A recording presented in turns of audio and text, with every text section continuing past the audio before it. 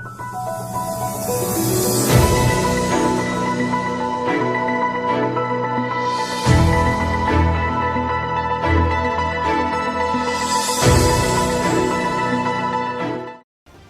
दर्शकों, मैं हर्ष कुमार न्यूज़ 28 में आपका स्वागत करता हूं।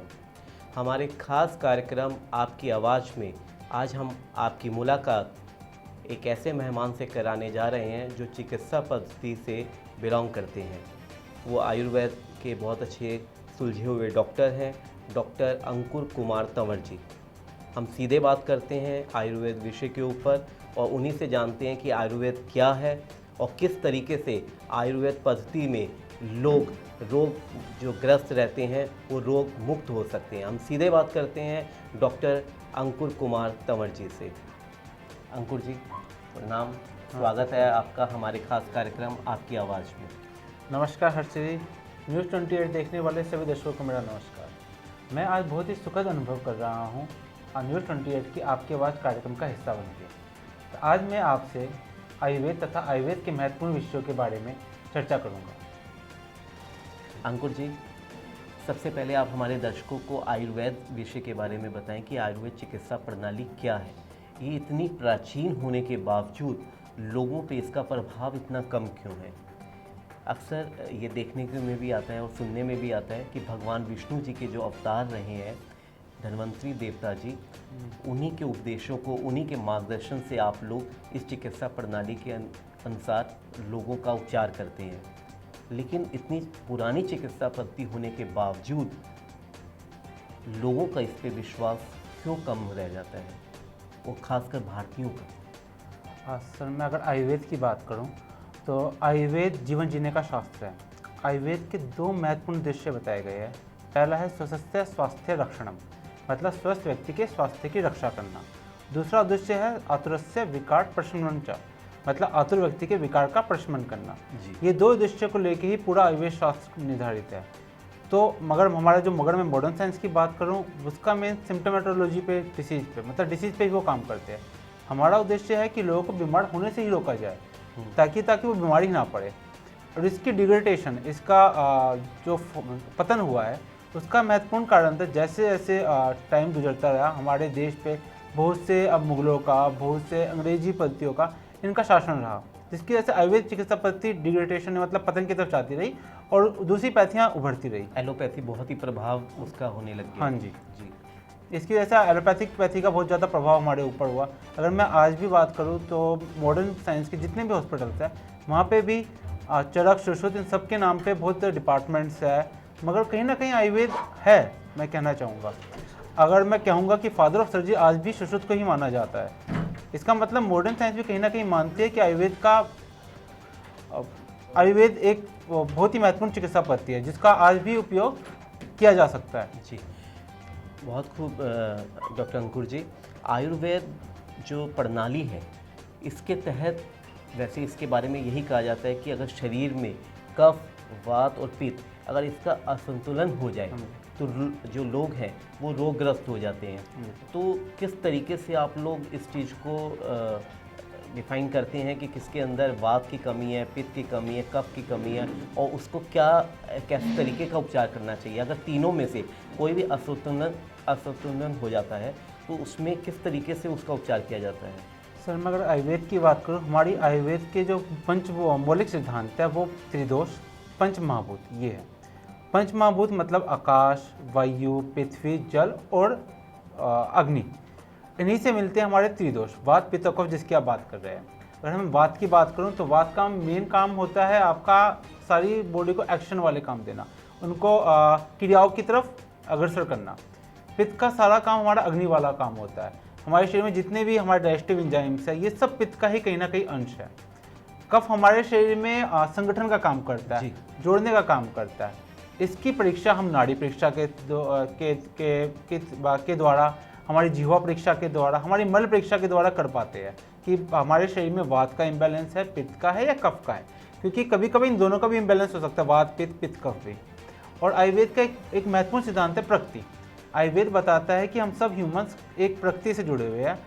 हमारी एक नेचुरल कॉन्स्टिट्यूशन होती है, एक प्रकृति होती है। जैसे मैं वात की बात करूँ तो वात प्रकृति के पुरुष आपको पतले नजर आएंगे, उनको कब्ज ज़्यादा रहेगी, हर चीज़ जल्दी जल्दी करा करते हैं। पित्त प्रकृति वाले को गुस्सा बहुत आता है। आप देखो कुछ लोग होते हैं जिनको पिंपल्स मुहासे बहुत ज़्यादा होते हैं, वो पित्त प्रकृति के होते हैं। कफ वाले संगठित शरीर के होते हैं, हट्टे कट्टे होते हैं, बलशाली होते हैं। इस तरह से हम देख के भी निर्धारित कर सकें पुरुष की प्रकृति क्या है और उसको कौन सा रोग होने वाला है। बहुत खूब। और कोरोना काल चल रहा है, कोरोना काल में लोगों का जो झुकाव है वो आयुर्वेद चिकित्सा प्रणाली पे बहुत तेज़ी से बढ़ा है ना। और इसके अंदर काढ़ा पीना, किस तरह तरह के जो आयुर्वेद के उपचार हैं वो लोगों ने अपनाए हैं। हाँ जी। तो इसमें आपने अपने इस काल में किस तरीके से अपने पेशेंट्स के साथ आपने उनको सुझाव दिए, या ऐसे पेशेंट्स जो कोरोना से ग्रसित हैं या कोरोना से बच सके, उनके लिए आपका क्या मैसेज है? देखिए, इस कोरोना काल में अब समस्त विश्व आयुर्वेद की तरफ देख रहा है, हम सब जानते हैं। मिनिस्ट्री ऑफ आयुष ने कोरोना के प्रारंभ में ही कुछ गाइडलाइंस निकाली थी, immunity boosting, self immunity boosting measure, जिसमें उसने उल्लेख किया था गर्म पानी का। आयुर्वेद मानता है गर्म पानी का सेवन करने से आपके आम का पाचन होता है, आपका डाइजेस्टिव सिस्टम अच्छा रहता है। उनके बाद उन्होंने बताया था दूध में हल्दी की डाल के उसका सेवन करें सुबह शाम। हल्दी अपने आप में एक एंटीबैक्टीरियल, एंटीवायरल बहुत अच्छी हर्ब्स है, हमारे इम्यून सिस्टम को स्टिमुलेट करती है, जिससे हम कोरोना से बचे रह सकते हैं। उन्होंने बताया था काढ़ा, जिसमें तुलसी, दालचीनी, काली मिर्च और मुनक्का, इन सब का मिश्रण करके चाय बनाने के लिए, और साथ में मधु अगर आपको सूटेबल लगे तो। ये सारी हर्ब्स जितनी भी इसमें डली हुई है वो एंटीवायरल है, एंटी बैक्टीरियल है और बहुत ही अच्छी इम्यून सिस्टम को स्टिमुलेट करने वाली है, जिससे हम कोरोना ऐसी महामारी से बच सकते हैं। अगर मैं बात करूँ ट्रीटमेंट पार्ट्स का कोरोना के, तो हम ट्रीटमेंट पार्ट में सारी पॉपुलेशन को 3 हिस्सों में बांट सकते हैं। कुछ है जो असिम्टोमेटिक, इनको कोई रोग ही नहीं है अभी, मगर उनको होने की चांसेस हो सकती है। कुछ है जिनको सिम्टम स्टार्ट हो चुके हैं। कुछ है जो जिनको सिम्टम अगर स्टार्ट होते हैं तो उनकी डिसीज़ की सिवियरिटी होने की चांसेस ज़्यादा है। जिसमें मैं बात करूँ तो प्रेग्नेंट वुमेंस हो गई, बूढ़े हो गए, बुजुर्ग हो गए, आपके बच्चे हो गए। और चौथा ग्रुप आता है हमारा जिनको कोरोना हो चुका है, उसके बाद उसको क्या करें। अगर हम पहले ग्रुप की बात करता हूँ कि प्रिवेंटिव मेजर, तो उसमें जैसे मिनिस्ट्री ऑफ आयुष ने बताया है काढ़े का सेवन करें, गर्म पानी का सेवन करें, हल्दी वाले दूध का सेवन करें, प्रतिवर्ष नशे के रूप में अणु-तेल नाक में डालना के लिए बोला है घर से जाने से पहले। इन सब का हम सेवन कर सकते हैं। अगर मैं सिम्टम की बात करूं तो अभी रिसेंटली कुछ दिन पहले ही मिनिस्ट्री ऑफ आयुष ने गाइडलाइंस निकाली है, जिसमें उन्होंने बोला है कि आयुष सिस्टम को भी माइल्ड केसेस देख लेने चाहिए। उन्होंने कुछ दवाइयाँ बताई है इसके लिए। इसमें शमशमनी वटी, जिसमें गुडुची का रोल है, आपका च्यवनप्राश हो गया, और पिपली का चूर्ण का सेवन करने के लिए बोला है। और उसके बाद जो हमारी पॉपुलेशन है जिसमें हमारे बुजुर्ग आते हैं, उन सब के लिए च्यवनप्राश, अगर बीमारी है तो शुगर फ्री च्यवनप्राश का यूज कर सकते हैं। आपकी बहुत सी हर्ब्स जैसे भूनिम हो गया, आपका शमशमनी वटी है आपकी, और अमृता रेस्ट है, महासुदर्शन काढ़ा, इन सबका हम सेवन कर सकते हैं आप इसकी सिम्टम्स के बेस पे। क्योंकि किसी पेशेंट में आपको डायरिया मिलता है तो हम कुटज घनवटी दे सकते हैं। किसी में आपको बैक पेन मिलता है या कमर दर्द मिलता है, पूरे शरीर में दर्द है, तो उस केसेस में हम रासनादी काढ़ा इन सब का सेवन कर सकते हैं। अब चौथा पार्ट अगर मैं बात करूँ तो पोस्ट कोविड मैनेजमेंट। अभी मिनिस्ट्री ऑफ आयुष ने इसके लिए भी कुछ गाइडलाइंस निकाली है, जिसमें उसने च्यवनप्राश का सेवन का बताया है, आपको गुडुची के सेवन का उल्लेख किया है, काढ़े का नियमित प्रयोग बोला है, और योगासन, अभी योगासन के रिलेटेड भी गाइडलाइंस निकाली है। इसमें ताड़ासन, अर्धमत्स्येंद्र आसन, चक्रासन, इन सब का उल्लेख किया है ताकि हमारा इम्यून सिस्टम बढ़े। जी, लेकिन लोग अक्सर देखने में आता है डॉक्टर अंकुर जी कि एलोपैथी की तरफ ज़्यादा झुकाव हो जाता है कि इंस्टेंट उनको रिजल्ट चाहिए होता है, और आयुर्वेद के प्रति उनको एलोपैथी पे विश्वास ज़्यादा होता है। ऐसे लोगों को आपका क्या मैसेज है कि आयुर्वेद के ऊपर वो अपना विश्वास को किस तरीके से ज़्यादा प्रभाव रखवा सकते हैं? एक्चुअली जो मैंने अपने फील किया है अपने क्लिनिक्स पे, हमारे पास जब पेशेंट आता है तो क्रोनिक स्टेज में आता है। हमारे पास फर्स्ट स्टेज में कभी पेशेंट नहीं आता कि कभी उसे दर्द हुआ, वो पहली बार हमारे पास आए। वो हमेशा जब उसकी बीमारी बहुत गंभीर हो जाती है, एलोपैथिक में उसको आराम नहीं मिल रहा होता, तो वो हमारे पास प्रेफर करता है। जब तक बीमारी बहुत बढ़ जाती है, और उसके बाद पेशेंट हमसे प्रेफर करता है कि हम कोई एक दवाई दें और वो ठीक हो जाए, जो पॉसिबल नहीं होता।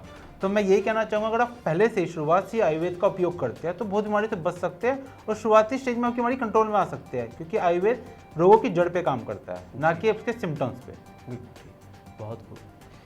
तो दर्शकों, आपने देखा डॉक्टर अंकुर जी ने किस तरीके से आयुर्वेद के बारे में बहुत ही अच्छे तरीके से आपको बताया, और बताया कि एलोपैथी पे विश्वास न करके अगर आप आयुर्वेद चिकित्सा प्रणाली पर आप विश्वास करते हैं, उसको अपनाते हैं, तो यकीनन आप रोग से मुक्त भी होंगे और अधिक समय तक आप रोग मुक्त रह सकते हैं, क्योंकि ये प्रणाली बहुत ही प्राचीन प्रणाली है और इसके अंदर जो दवाइयाँ भी दी जाती हैं उसके भी साइड इफ़ेक्ट्स ना के बराबर होते हैं। तो दर्शकों, न्यूज़ 28 के खास कार्यक्रम आपकी आवाज़ में फिर एक नए मेहमान से आपसे रूबरू कराएंगे और उनके विचार जानेंगे। तब तक मैं हर्ष कुमार आपसे इजाज़त चाहता हूँ। धन्यवाद।